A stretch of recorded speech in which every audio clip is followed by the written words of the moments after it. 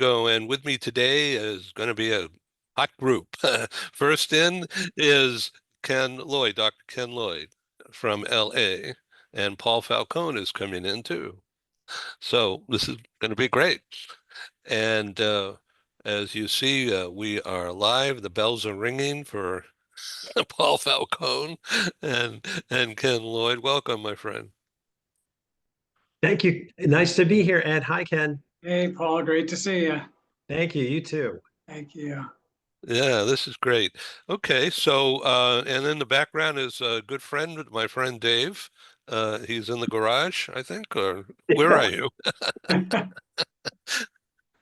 I'll be cutting off soon because I'll be monitoring though, but I've got some phone calls coming in. So good to join the group again.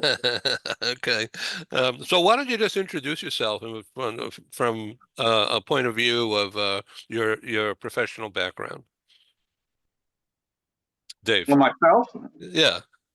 Okay. Sorry about that. I've been retired. I was with the U.S. Navy for about 35 years doing safety and health, and worked on some occupational health emergencies and crisis management, like mold outbreaks and asbestos releases, and really interesting career. And I'm trying to stay active, and especially with these changing times, to say the least, pick up on how people are going to manage some of the challenges that are coming towards us at a really breakneck speed. I think that's the thing that's so overwhelming. Yeah. Okay. So Paul Falcone, in the black coat, is our keynoter today, and Dr. Ken Lloyd is with us, and we're going to be joined by several others during the next hour or so. And Paul is a terrific HR leader, many, many years in the entertainment industry, and Ken Lloyd has just published this book here. I'm going to hold it up. And this is Performance Appraisals and Phrases for Dummies. So, Dave, did you use something like that in your work? Yeah, we try to make it as simple as possible. So. Simplicity is the key to success, we found.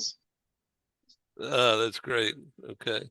Well, I don't know if you could hear, but I have my windows open and some cars down below are honking their horns. I hear it too. I'm pretty close to it, you know. Yeah, right. Crazy, huh? Okay. So, Paul, welcome. And I really appreciate your involvement. I looked at your website a few minutes ago, and I'm competing with the noise out there, so I'll try to be melodious here in my voice. But I looked at your website, and you said, why don't you download chapter 16 from from the book, First Time Manager. And our theme today sort of fits right into that of crisis management. And what's a crisis other than what we see in the headlines? There's personal crises, there's work life challenges, there's home challenges, maybe health. Paul, why don't you take over? Oh, we've got lots of crises. So the fun thing, Ed, is Ken and I know each other really well. We're good friends, and David, welcome, because your insight, having done this with the military, I think is really, really critical as well. I do a lot of work with military as far as helping people from the transition from military to veteran. And it's a very noble cause. And Ed down there in San Diego, I know because of the large naval base, that's a big part of your audience too. So that's fine. But what I was going to say is, since the beginning of this year, 2025, it's been hard for a lot of people. And the change is coming at us so fast that we don't quite know how to deal with it. And you have to know how to compartmentalize it so that your brain doesn't explode off your shoulders. Yet at the same time, we want to stay involved and we want to make a difference.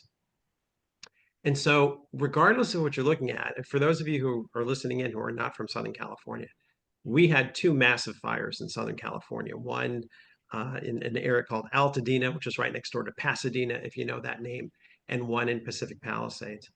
which devastated thousands of homes. And, human resources people are the peeps that I deal with. And a lot of times, some of them have lost their homes, or they're dealing with employees who have lost their homes. You talk about the political front, the political upheaval, the change, regardless of how you feel. And this is not making any lines in the sand about blue hats and red hats, but everyone has to admit that the pace of change is taking people's breath away. When you hear about AI and this idea of artificial intelligence, think about it. Chat GPT became known in November of 2022. And I tell this story. In October of 2022, if you said to people, what does AI stand for? They would be like, I don't know. What is it? All of a sudden in November, this comes out. And by December of 2022, I was reading things about, no child born today will live to see the age of 8. I'm not kidding. It's like all of a sudden Armageddon was upon us because of AI, and people were worried about their jobs. And should I start thinking about changing jobs now? Do I have any security? Am I going to be replaced by a machine? All of this stuff is hitting at the exact same time, Ed. And so, Ed, you know the story. I was writing a book called Leading Through Crisis for HarperCollins. And the idea was, this is written in 2023, the end of 2023. We're now at the beginning of 2025. Yeah, thank you, Ed. Look at Ed holding up my book. Very nice. Thank you, Ed. I appreciate that. But the idea, everybody, was when I was writing the book, there's an existing book called The First Time Manager. It's been around since the 80s. It sold 500,000 copies. HarperCollins decided we're going to build under that umbrella. So they said, Paul, can you write The First Time Manager HR? And I said, yeah, I'd love to. Thank you. So I did. They also said someone else is going to write The First Time Manager Sales. Someone else is going to write The First Time Manager, whatever. But they said, could you think, Paul, can you have it too? Well, I'm honored. I'm honored. Thank you. Thank you, Ken. So what happened was, you guys, it was interesting. They said, before you write The First Time Manager HR, can you think of another book title that you could write first? And one that would pair with all the other books. Like someone picks up The First Time Manager Sales and they're like, oh, there's also this other one. Paul, give that some thought. Tell us what you think. I said, I don't have to think about it. It's Leading Through Crisis and Disruption. The bottom line is we're all building the plane while we're flying it. We're exhausted from COVID. We're in that post-COVID reintegration phase, which we are in currently, which will probably take us till 2026, 2027 before we kind of wrinkle all of these things out. And we're in this period, Ed, where it's really, really tough. We became adrenaline junkies during those COVID days in 2020 and 2021 and 2022. You're just making the stuff up as you go, because we had never seen anything like this before. All you could do was make a best guess of what things were going to play out as. And unfortunately, we're still in that phase right now. We did get a quiet period for a while, I guess, to catch our breath, but starting in 2025, we're off to the races, and people are exhausted and people are burned out and people don't know where to turn. And I think that book is more important now than it was when it came out in late 2023, because so much of that stuff is relevant to today's world. Ken? Yeah, what Paul said obviously makes tremendous sense. We know from studies that go way back that change is a major source of stress. Our life changes that we experience, all, whether positive or negative, call for a readjustment on our part, and that is stressful.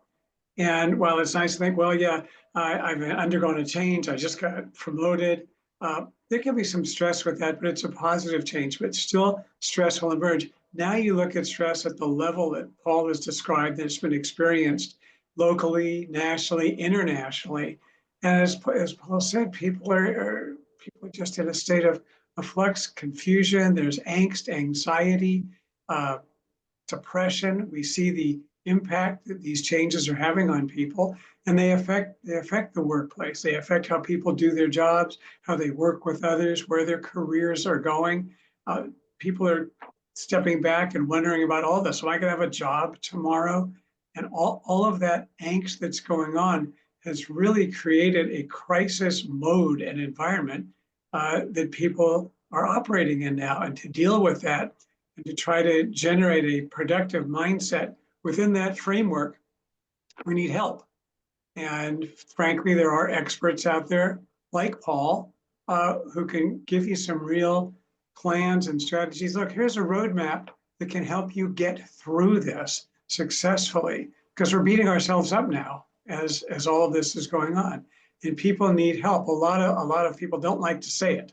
You know, they don't like to ask for help. I'm stronger, I'm smarter, I'm a leader, I shouldn't be in a leadership position. At the same time, it actually is a show of more confidence and inner strength to solicit help when you need it and recognize, you know what, I should be really reaching out here and getting some new tools. It's a new world. I'm going to need some new tools to handle what's going on for me, for my family, for my associates, for my peers, for my team. And that's really where the world is for us now. And yeah, it's a real state of crises. You know, you all mentioned the fires down here.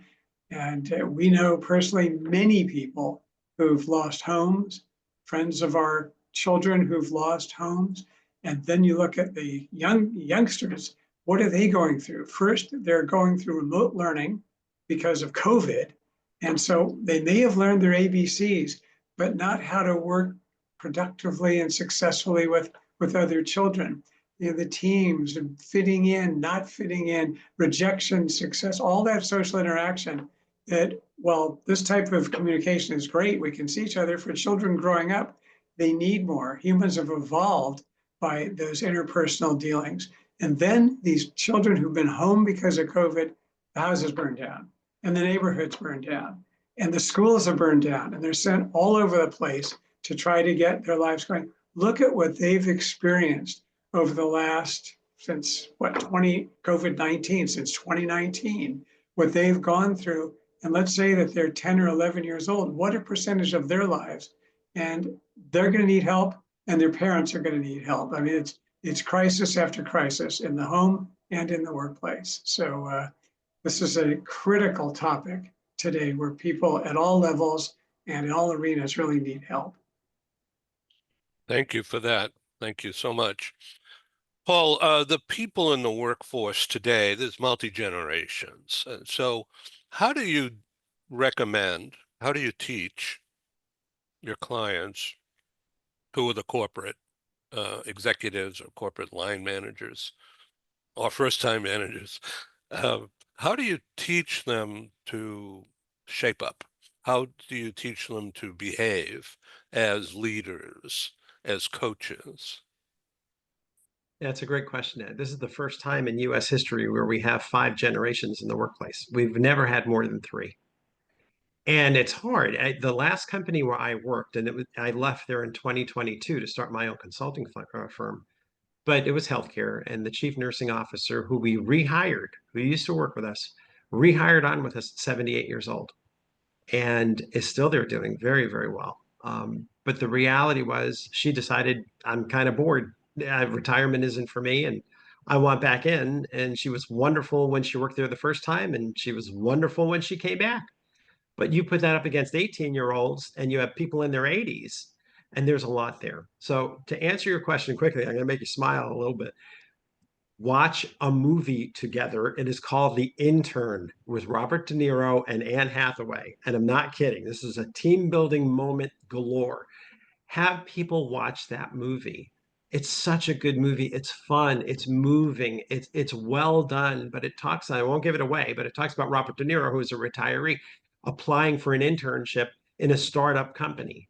And they want someone with wisdom who's been around the block, who can help the younger gen, kind of understand what the elderly gens were about. And obviously there's so much that Robert De Niro learns from the kids. It's just a well done movie. Again, I think that The Intern was a movie that if I had to keep watching over and over again, I would. But when you talk about, okay, when the movie's over, now we can sit and talk about it. And what could that look like in our organization? And what might that feel like? Ken, to your point, when you look at Gen Z, the Zoomers, the 27 and under crowd right now, they keep testing out as the loneliest, most depressed, most isolated generation on the planet, even more so than retirees in retirement homes. And it's because they're the first truly digital generation. And that would make sense.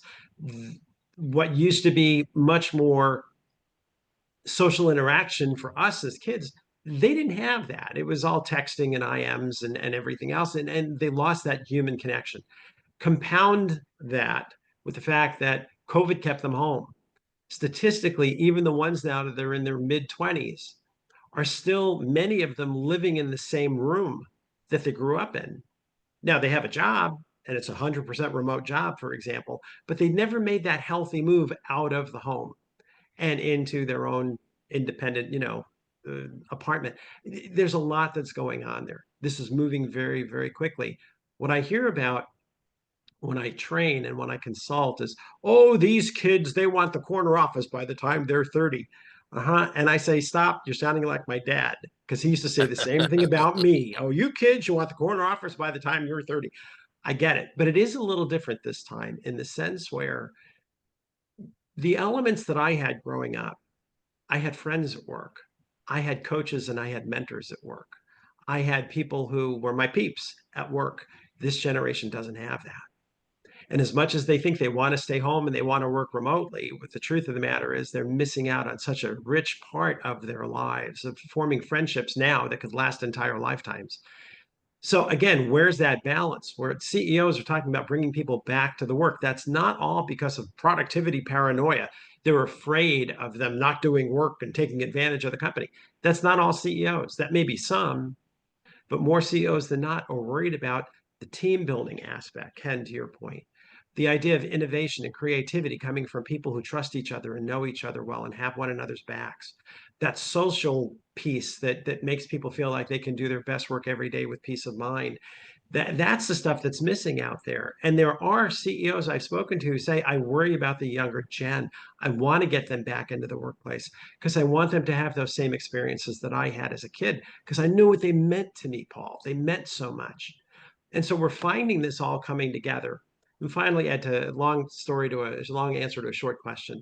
There are a number of different things that you can do to get your multi-generations working together. And they can be fun things, or they could be projects, or they could be councils and committees, or they can be, whatever, rotational leadership assignments. There's different types of things, but you don't have to worry about that. All you have to do is ask people, what do you think would work well for us? What would work best for us in our organization that would bring us all together? Whether we're of different generations, we're of different socioeconomic backgrounds, we're of different ethnicities. What should we do, you guys? What will work?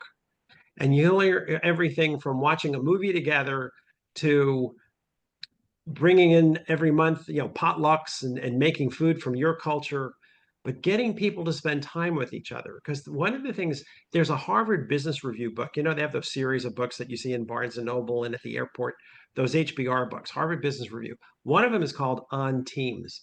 If you ever read that one, what the professor is saying in that article is the strength of a team can be determined best by the amount of time that team members spend outside of work doing non-work related things together, because they build trust and respect and rapport. And that's what's going to fix your team better than anything else. So that really stood out to me in that book. The amount of time that they spend doing non-work related things will build that team's muscle stronger than anything else. So look for those opportunities. Those company picnics and Christmas parties are not quite as insignificant as you think. They could be the most significant, as a matter of fact, when it comes to building strong teams based on trust. Because people will see each other, and other than in a line situation, they're just people, humans. Yeah, and it's funny, Ed, when I do my little workshops and I ask them three questions. Scale of 1 to 10, 10 being the best. How would you rate communication from the senior executive team, the CEO, down to the rank and file? And most people raise their hands and they're, we're like a 7. Okay, fine. Second question, how would you rate communication on your team? 9. They always give themselves the highest scores. The third question is, how would you rank communication across the platform, across the enterprise, so that the left hand knows what the right hand is doing? 2, 3, that's all. That's where the scores go. And the reason for that is because from the top down to all the employees, from the CEO to there's a formal mechanism. There's an email chain. There's an all hands monthly meeting. There's a formality to it.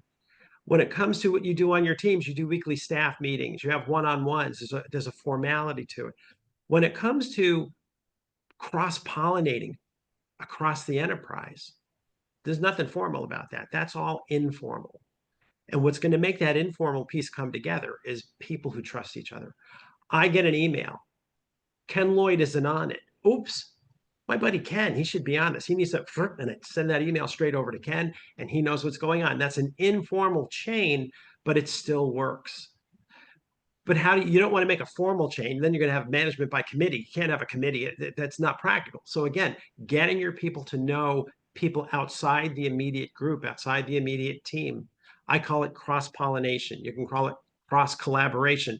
The idea is the more they know others in other groups, the more they're going to keep an eye out for them. And it just comes naturally.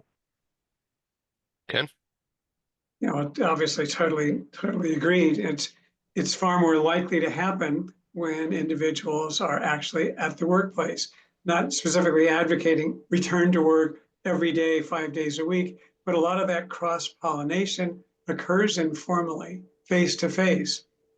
I go over to get a cup of coffee and I see two people that they sat in some meeting I was at, and all of a sudden we can start chatting, whether we're talking about a topic that was in a meeting or just in general, building those interpersonal relationships. Because underlying it, and Paul mentioned the two key words, trust and respect. And those are critical for success in an organization, for leadership, for managing, for communication, for building for the future. If that's not there, if those two key elements aren't there, we're not going to get anywhere.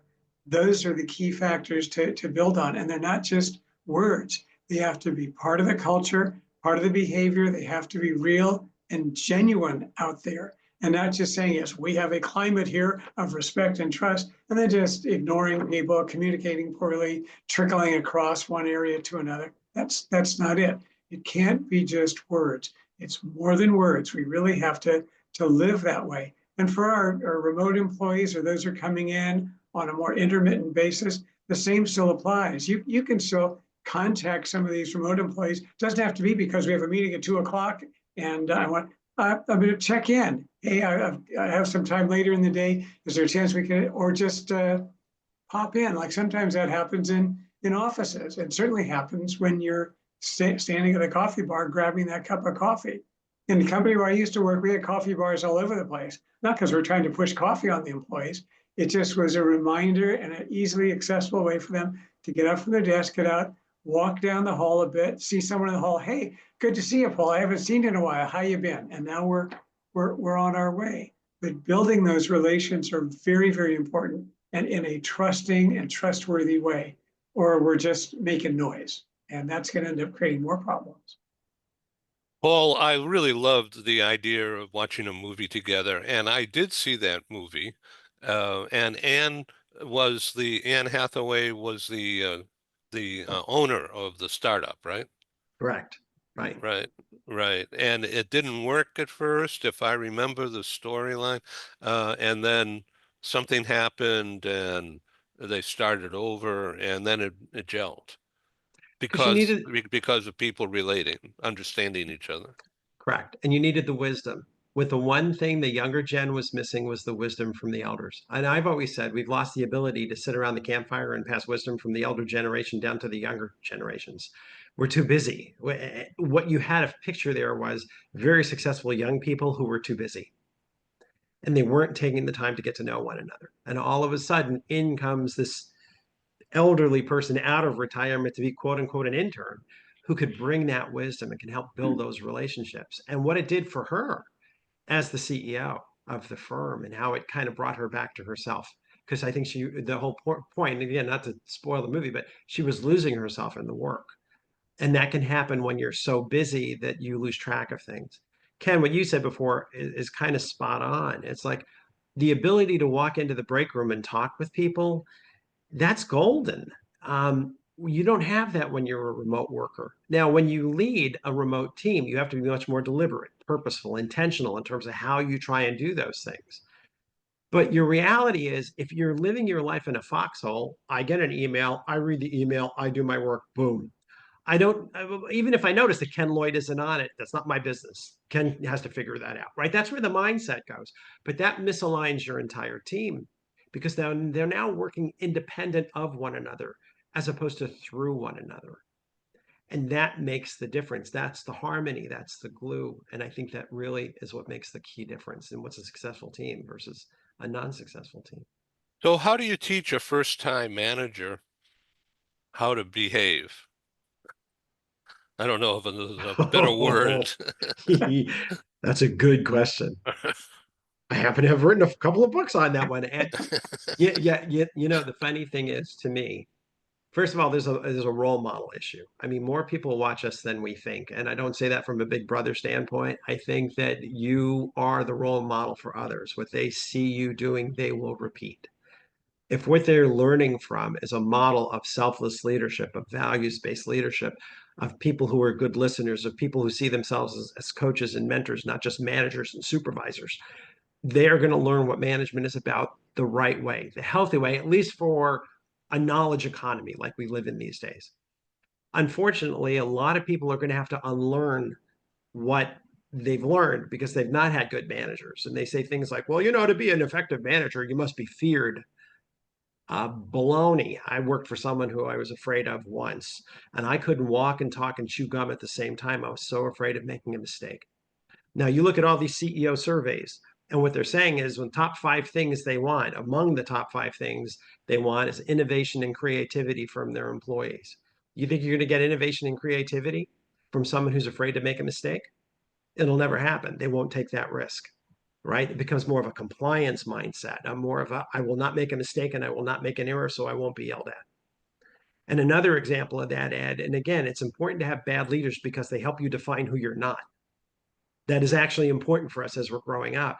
But there are managers who manage by mistake. In other words, you never hear of a good thing. They won't recognize you for anything you do. Make one bad mistake, they're all over you. And so the only time you hear from your boss is when there's something negative that's happening.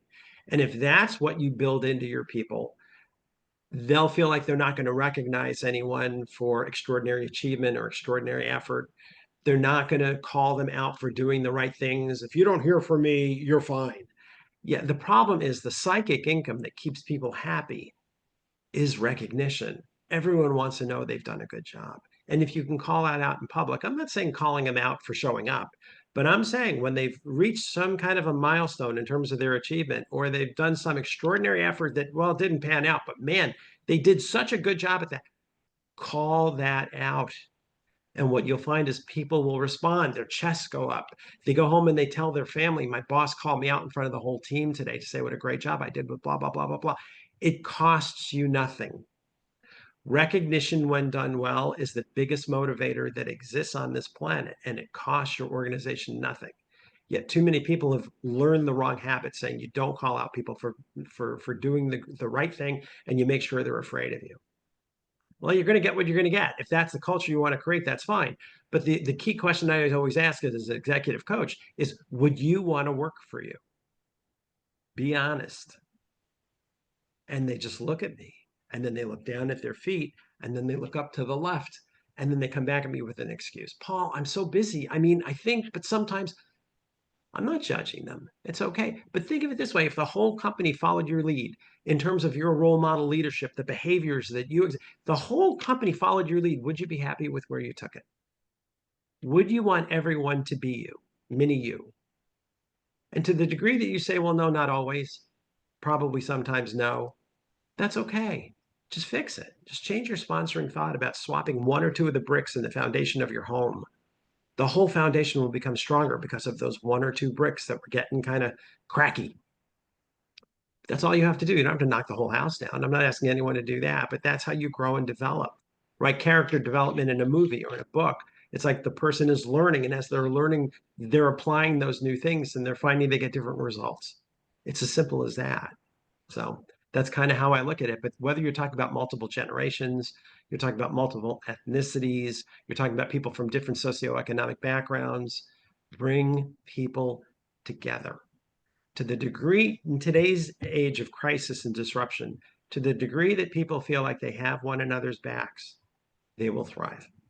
When managers use terms like that, I want you to bring out the best in your peers. I want everyone on our team to make sure we have one another's backs. No one's going to be left behind, you guys. We're all in this together. They can hear that at work. and they can find peace of mind. And that's important because a lot of people don't have that in their personal lives. They only can get it in the workplace, believe it or not, if they're working for the right kind of manager. Last night uh, at happy hour, my friend Dave and my Joanne and our next door neighbor here, LB, went to a bar uh, down the street, and a topic came up about this show that I was organizing for today, and the fact that we have HR leadership involved, and one of the guys retired as an executive with Boeing for 25 years or more, said, "Oh, HR is just terrible, God." So I said, "You mean that HR is not your friend?" And he said, "Never." And so maybe that was a Boeing thing at the time. Um, Dave, if you want to jump in on this topic again, I certainly welcome you.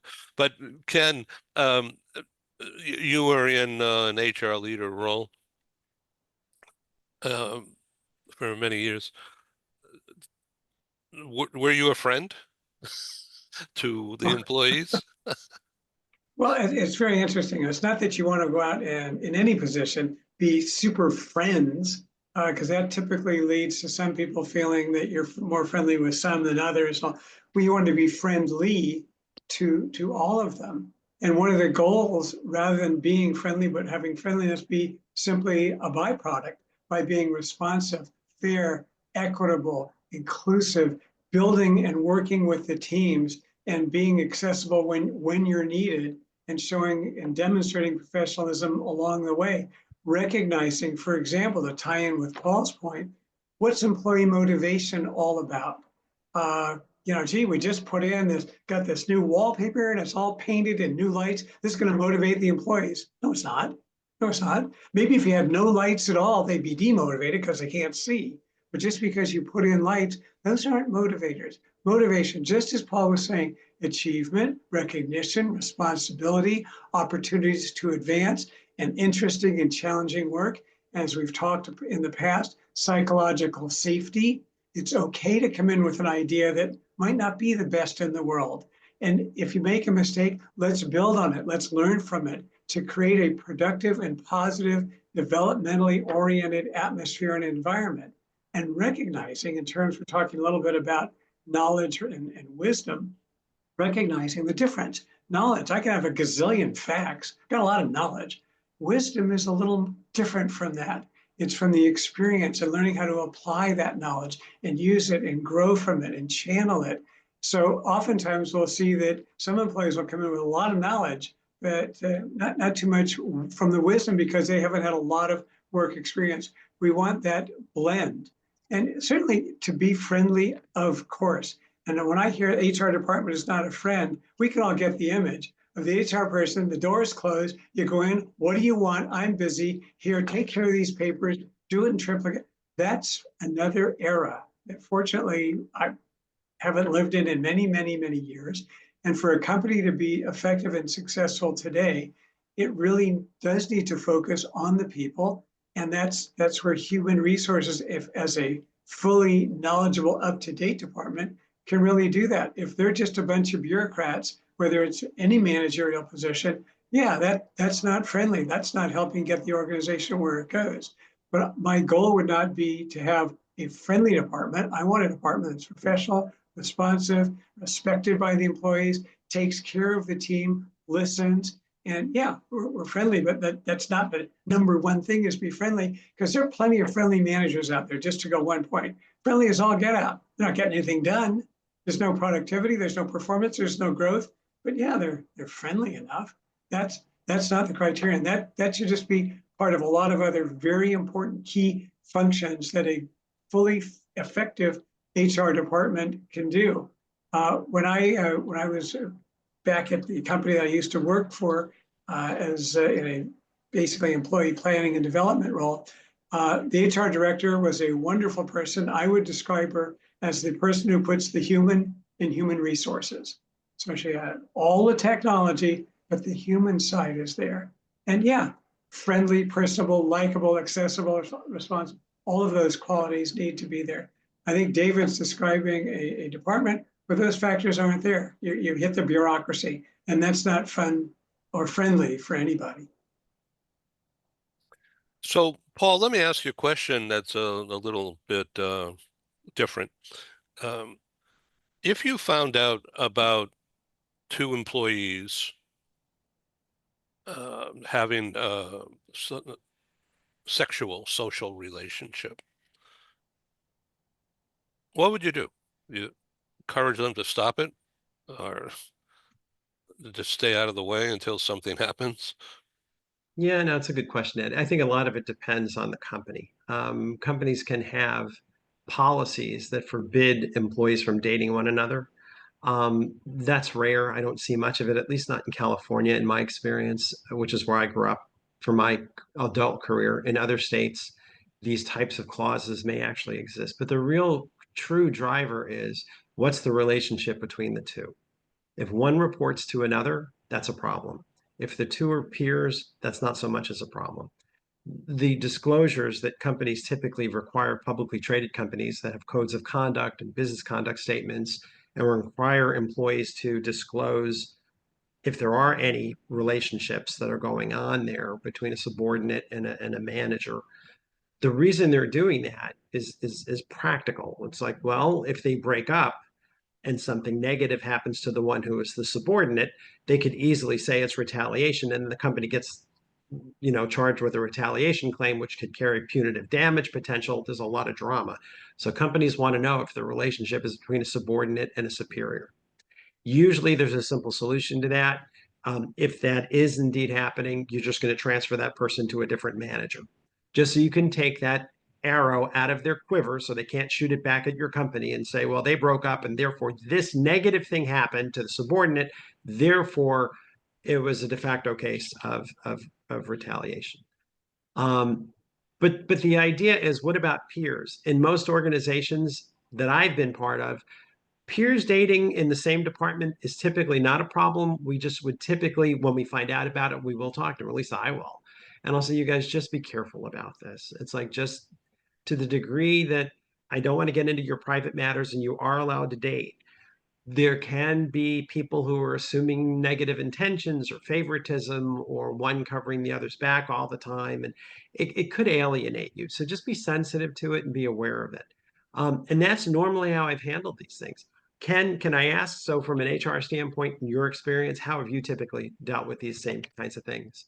Yeah, taking the exact same approach that you're taking, Paul. And certainly if it's an employee and a person who reports to that individual, that does not work.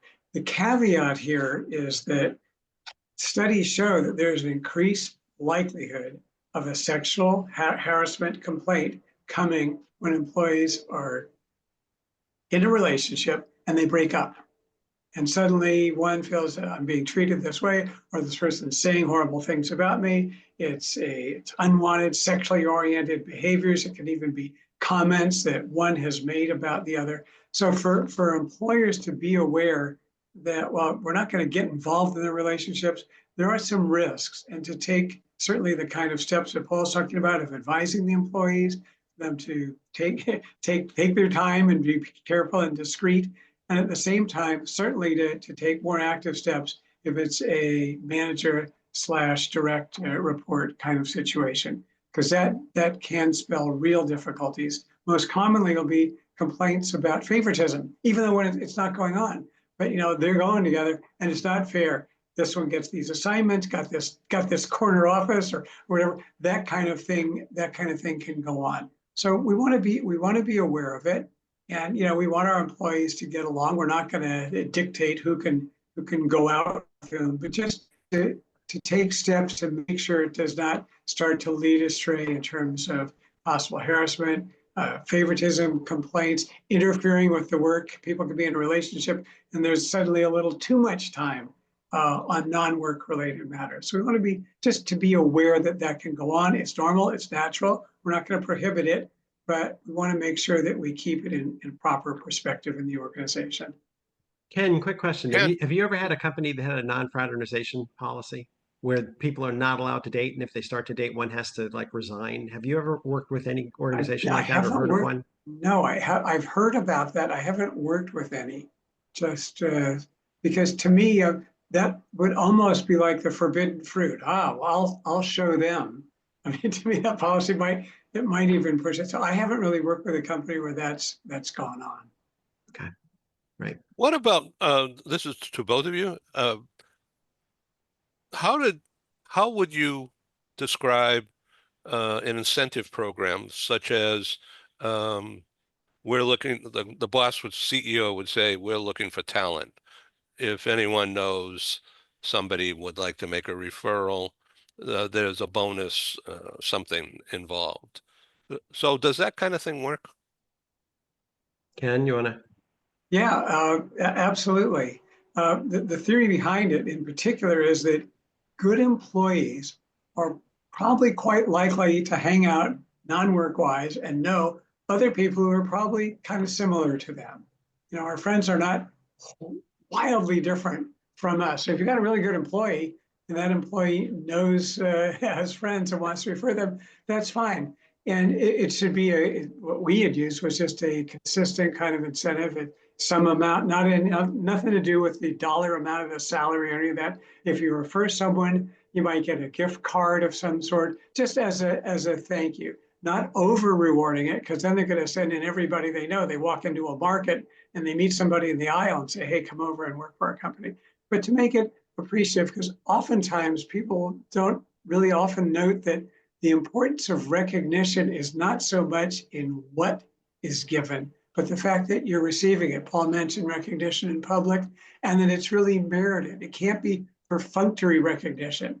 Hey, I really like the way you're sitting. Great shoes today. Hey, that's a good way to inhale. Yeah, stop. It's meaningless. It's got to really be relevant recognition, but it doesn't have to be some great, grandiose, tangible thing. When employees get some kind of incentive, what a $50 gift card or $100 gift card, something like that, if they refer someone who is ultimately hired by the company and stays on for some amount of a month or 2 months, 3 months through the probation, if there is one, it's a nice thing to do. And it really shows the employees in a more subtle way, we respect you. We listen to you. We think you've got good judgment. And if you have some ideas of some people who'd be good to work here, we'd like to hear. It doesn't mean that they're automatically going to get hired. And that's important to know as well, as that's just going to be part of it. Not everybody who comes in, but yeah, we found those incentives to be effective and actually facilitate the onboarding of new employees who are referred in that way. So that's kind of the experience I've seen. I don't know, Paul, is that? Yeah, same for me. I would say the same thing, Ed. I've always liked referral programs, and it's a math, besides the motivational piece of it, there's a math to it as well, a math element. If the cost per hire for your hourly employees is, pick a number, $2,500, and the cost per hire for your exempt employees, your professional and management employees, is $5,000. If you can give employees an incentive, maybe $1,000 for an hourly employee or $2,000 for a management person or a professional, that's saving you a lot of money because you're not having to recruit quite as effective. You know, you don't need a headhunter. You don't need to run all these ads. You don't need to, because your employees are making the referral for you. They're doing the work. So to the degree that you can incentivize them, and it's still below what your average cost per hire is, you're saving money with each one of those steps. So I think from a math standpoint and from a motivational standpoint, it's always worked. So I've always enjoyed the idea of using a referral program, and I've used them in most of the organizations where I've worked. Well, thank you. Paul, would you like to display slides? You know, I thought you'd never ask. Yes, I do. Hang on one second. Let me find. Okay, Yeah. my screen share is open. Okay, so let me go to slideshow from beginning.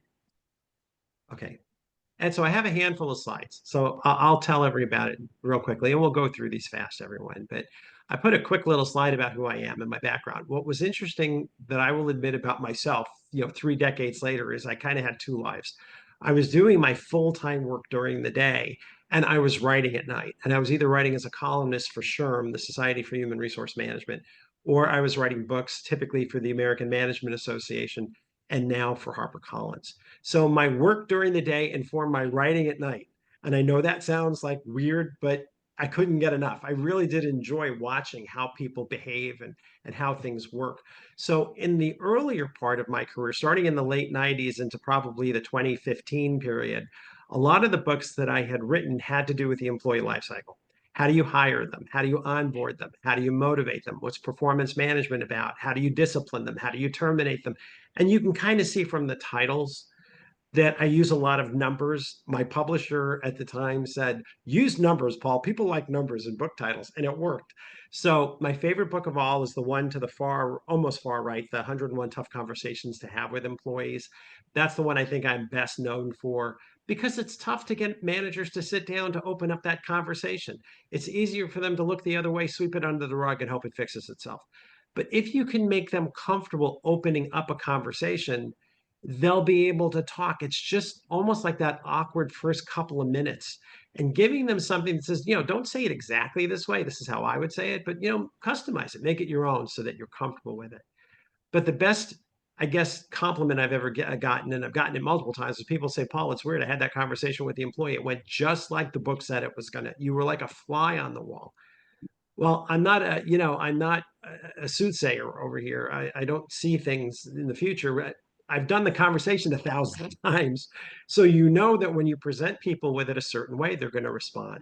Now, in 2022, HarperCollins and the American Management Association combined, and they asked me to do a book series, and they called it the Paul Falcone Workplace Leadership Series. I was thrilled that I had my name in a book title. I couldn't believe it. But you can see it was 5 smaller books. They're like $10 each. But I always wanted to write a book on the left on workplace ethics. I had taught that course at UCLA Extension, at UC San Diego Extension for years. There was never really a book to refer people to. So I wanted to write the book. And to me, ethics was like the mortar that holds the bricks together. It's like you need to understand this. This is the unifying piece that brings together what I show on the right. If you look there at the two to the far right, leadership offense, leadership defense, that's just kind of like using sports metaphors. Offense is growing, developing, motivating, and coaching. Defense is accountability, tough conversations, documenting discipline, structuring terminations. You've got to know how to do all of that stuff. And what we said earlier, Ed, my 2 newest books, the one we're talking about today is on the left, The First Time Manager Leading Through Crisis. I'd also written that First Time Manager HR for the First Time Manager series. In terms of the First Time Manager Leading Through Crisis, the way they advertised it at HarperCollins was identify, prevent, and safely intervene during crises of all times. Now, I write about the workplace. So I'm not writing about social issues, government issues, family issues, because that's not my expertise. But what I wanted to do was open it up to, like, part 1 was individual challenges that you can have. Part 2 was going to be team and departmental challenges. Part 3 was going to be company crises and global disruption.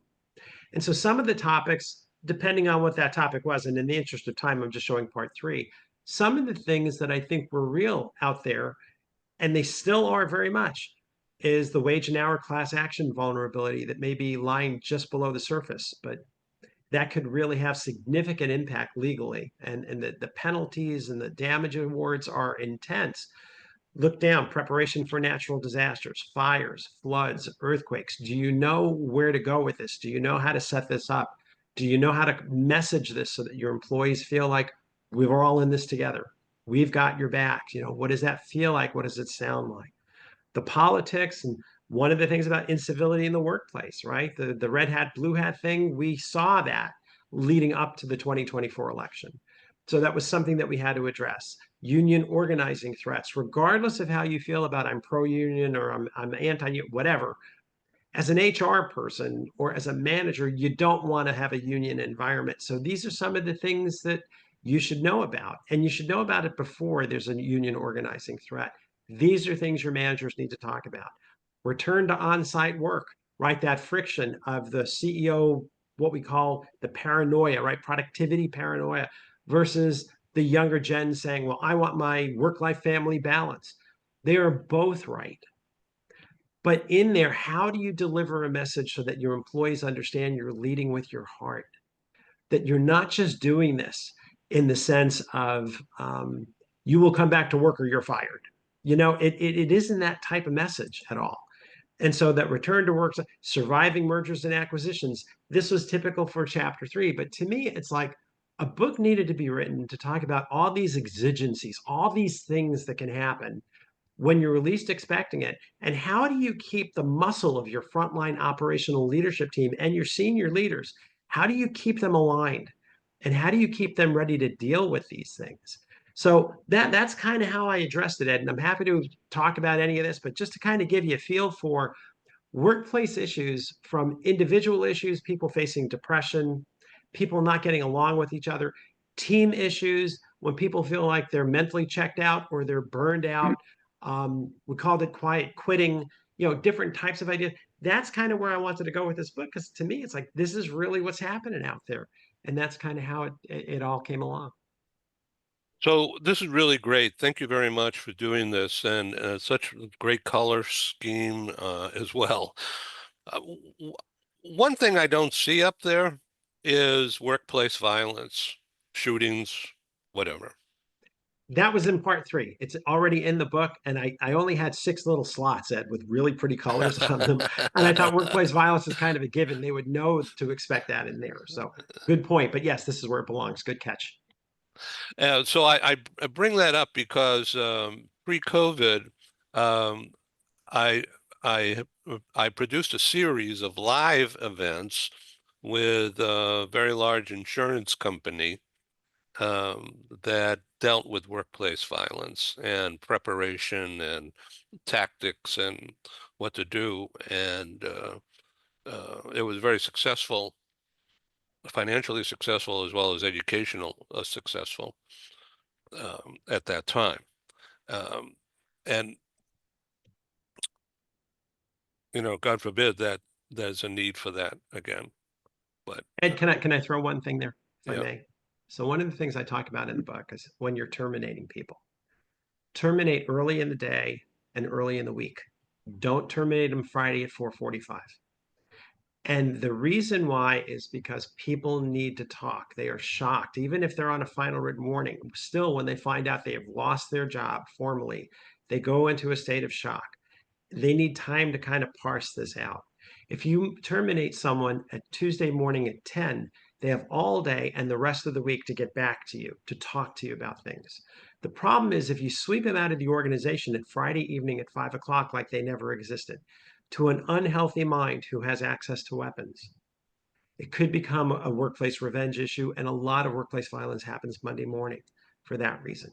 The other thing I tell people is this: look, no one comes to work, with rare exception, no one comes to work hoping to get fired. Be kind. They are very, very vulnerable at that point. What I've always done to people is I've said, I'm sorry this has happened, but I want you to know, make me your concierge. As comfortable as you are reaching out to me, I'll always prioritize your call. If you need help with your unemployment application, if you need help with your COBRA paperwork, you want me to review your resume, even if you want to do like a mock interview role play because you haven't interviewed in a while, whatever you want, I'm here for you. Just know I'll always prioritize your call. They need to hear healing words when they walk out the door. No one likes to be fired or laid off. But if the company was cool about it, which is that last voice, whoever was that last voice that was talking to them, if the company was cool with it, they could get on with their lives. If the company was, the body language was, and out, you no longer exist, and when people feel vulnerable and they feel like you're kind of kicking them when they're down, that's when workplace violence can come out. Or again, a lawsuit, right? Lawsuit is a tool of workplace revenge. When they're angry and they feel like they want to get it back at that company somehow, it takes very different forms, but they can be very unhealthy forms. So again, the best thing I would say about preventing workplace violence is to make sure, again, terminate early in the day, early in the week, and use that terminology about make me your concierge and I'm here and I'll always prioritize your call. And I'm sorry this happened. That will make people be able to heal a lot faster. Thank you very much for diving into this. What comes to mind, of course, and this is not political, but I guess it is what's just gone on within the government, Doge and that kind of stuff. It's crazy making just reading the news, watching it on TV. I can only imagine. In fact, I can't even imagine what people are going through. I'll share one thing with that, Ed, because I think, and this is an important distinction. If you look at a Donald Trump and you look at an Elon Musk, they are owners. They have an ownership mindset that is very different than being operators. An operator is the person who worked their way up through the ranks and became the C-level, the CFO, COO, CEO, whatever, but they're operationally oriented. Owners are not. Owners play chess games with companies. They buy companies, they sell companies, they merge companies, but they don't do operational leadership. What Donald Trump and Elon Musk have done is they've inserted themselves as the operational leaders, and it's not going very, very well. Because literally and figuratively, taking a hacksaw or a buzzsaw to organizations, I've laid off a lot of people in my careers. I've had to, but it's a very strategic type of activity. It's a very well thought out, well planned activity to make sure that the organization can still function, and looking at who's the least qualified person to remain aboard once those responsibilities have disappeared and who's going to take them up. But you just can't say we want to fire everybody, give an incentive to everybody in the company, and whoever takes it, and whoever doesn't take it, well, you might not get anything. First of all, you've scared them all to death. And secondly, your key people could be the ones to leave. I'd read an article that in Social Security, a lot of their IT people have left, but they have legacy patchwork IT systems. They never went to this enterprise new model. They just have old systems based on DOS types of thinking and mainframes, and they have patches all over the place. But those are the only people who know how to make them work. Well, if those people left, who's going to cut the check? You can't just come in and put a new system in overnight. That could take well over a year to transfer from one system to another. So I look at these things and it takes my breath away, only because I've done this all from an operational standpoint. I've never been an owner in that sense. But to see an owner try and step into an operator's shoes and just quote unquote get things done is going to have some negative consequences for the rest of us. So Thank you. Ken? Yeah, absolutely agree with Paul on the approach. If look, we all want organizations, whether government or private sector, to be as efficient as possible. That's just fine.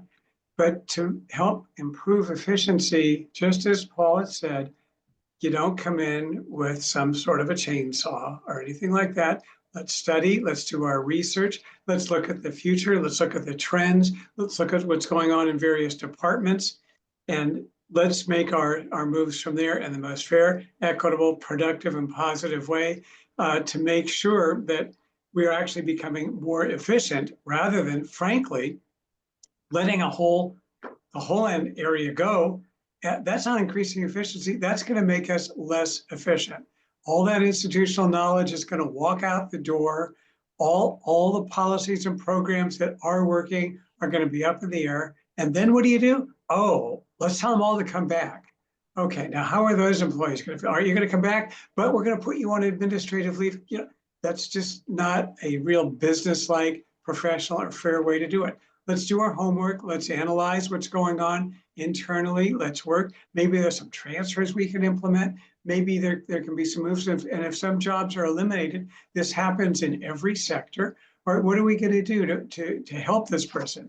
They would be terminated in the way that Paul just talked about, in as supportive a way as possible. Typically, it's accompanied with some kind of severance, coaching, guidance. I remember when we closed a distribution center in California and opened up one in Dallas, we had provided the employees with incentives all over the place to stay with the organization. Those who wanted to move, we would relocate. And we had a job fair at the company, brought in all the local firms who were looking just to help those people. They don't just say, here, these people have been with the company for many years, say, bye, we're just closing everything. That's not human, and that's not business-like either. And yeah, as Paul said, it's a chess game, and you treat the people like pawns. That does not work. It's really not the way to effectively run an organization. Think about how the people whose jobs haven't been cut are feeling right now. What's on their mind? What's their dinner table conversation? Is this really where you want to be? Do you want to stay there? Maybe you should take some preemptive steps to get out. And we're going to lose a lot of good people. And again, do this in the private sector or in the public sector. That's what we're leading to. Efficiency is great. Now we have to look at the most effective ways to implement it. Thank you very Yeah. much, guys, for doing this. And you bring up such a good point because it's going to cost them so much more. This is so inefficient. They're going to end up, let's just use that example with the checks can't be cut because the system has fallen apart. Now they've got to bring in new consultants with new systems to try and get the stuff up to speed as quickly as possible. It's going to cost a fortune. And the funny thing about it, Ed, that again, I'm not playing politics here, but just think about it. The traditional conservative approach, the Republican and or let's just stay with that. Just the idea was the markets are more efficient than the government, right? That the private sector could get things done more efficiently than the government. If that was the case, then bring in the private sector to help figure out how to make these eliminations happen in a smart way. I mean, I don't think anyone was sitting back saying, "Oh no, you can't cut the government." It's just how you do it.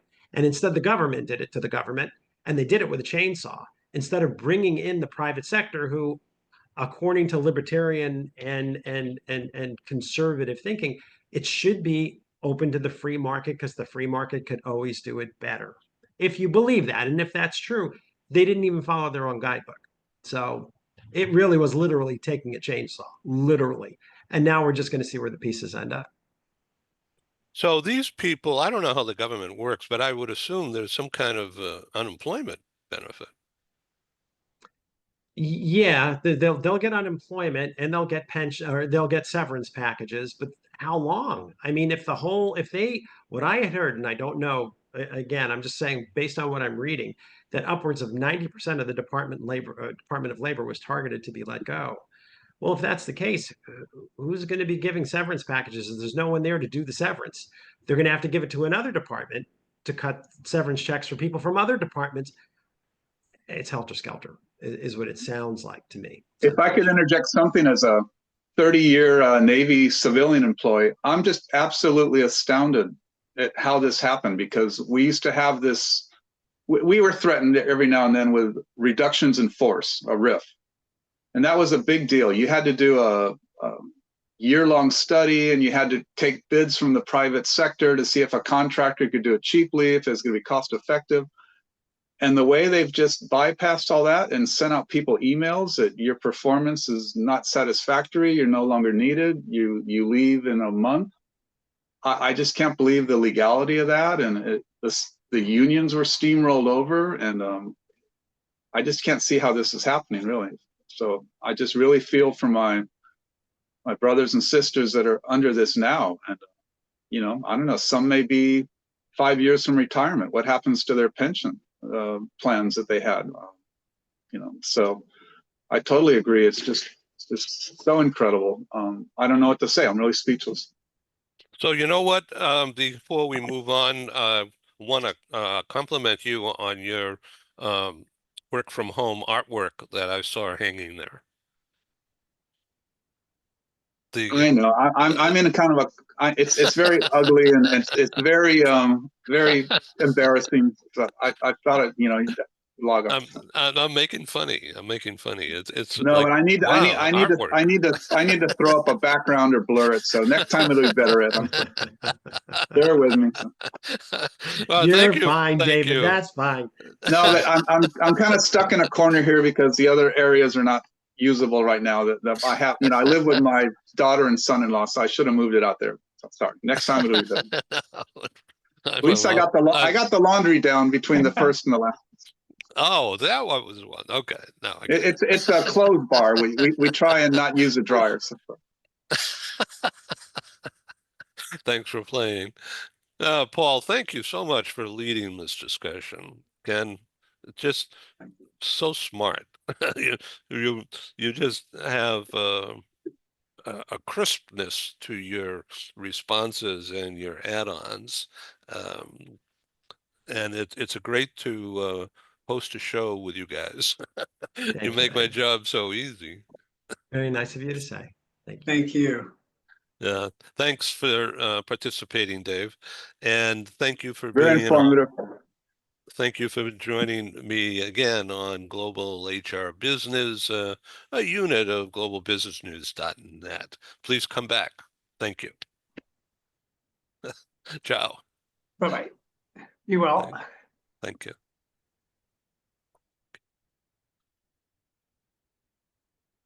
Got to hit the right button here. Wait. Okay.